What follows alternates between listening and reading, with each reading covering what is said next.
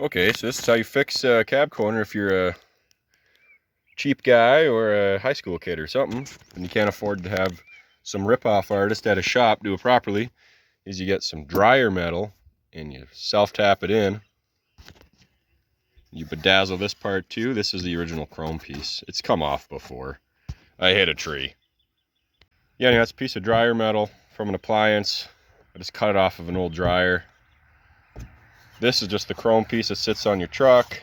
What you do is you measure it, cut it to piece. All you'll need is to cut to size is a grinder, a few dollars worth of self-tappers, marker, and a drill. Also some good old trim-clad flat black. I got that all in there.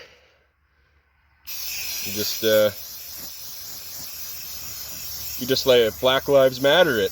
Just get it all blackened there. And you're gonna do like 2 or 3 coats of that and you're good.